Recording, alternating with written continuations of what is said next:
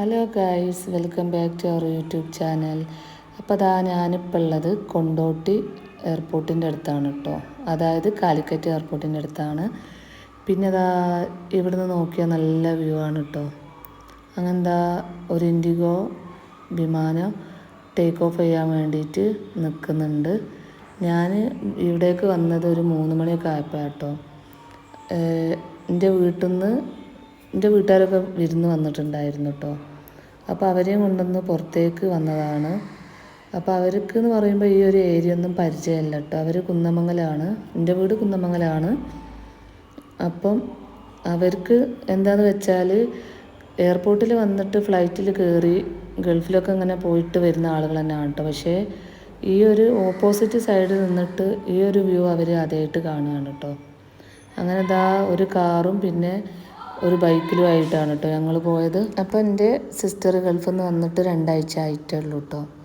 അപ്പോൾ അവളെൻ്റെ ഗൾഫിൽ നിന്ന് വന്നതിന് ശേഷം പോകുന്നതിന് മുമ്പേ വന്നിട്ടുണ്ടായിരുന്നു. വന്നപ്പോൾ നമ്മളെ വീട്ടിലേക്ക് വന്നതാണ്.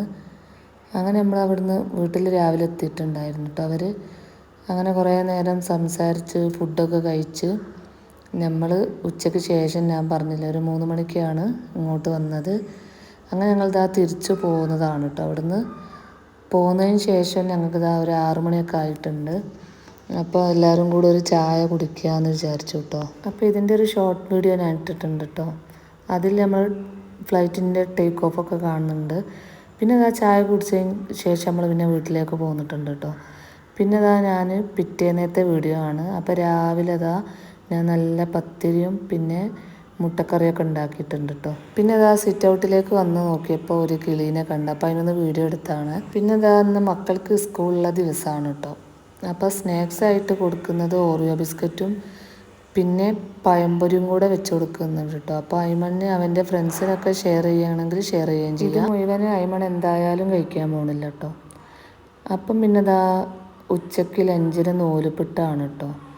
അയ്മൺ ഇന്ന് നൂലുപിട്ട് വേണമെന്ന് പറഞ്ഞപ്പോൾ രാവിലെ വാങ്ങി വെച്ച നൂലുപിട്ടാണ് കേട്ടോ. പിന്നെ റുതക്കും അതേപോലെ നൂലുപിട്ട് തന്നെയാണ് കേട്ടോ കൊടുത്തത്. അങ്ങനെ പിന്നെ ഇന്ന് ലഞ്ചൊന്നും ഉണ്ടാക്കിയിട്ടില്ല. ഇനി ചോറും കറിയൊക്കെ ഉണ്ടാക്കാനുണ്ട്.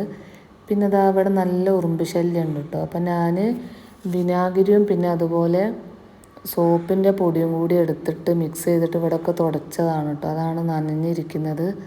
അപ്പോൾ ചെറുതായിട്ട് ഉറുമ്പിൻ്റെ ശല്യം കുറച്ച് കുറഞ്ഞിട്ടുണ്ടായിരുന്നു. അപ്പോൾ അങ്ങനെയൊക്കെ ആണ് കേട്ടോ വിശേഷം. അപ്പോൾ വേറൊരു വീഡിയോ കാണാം.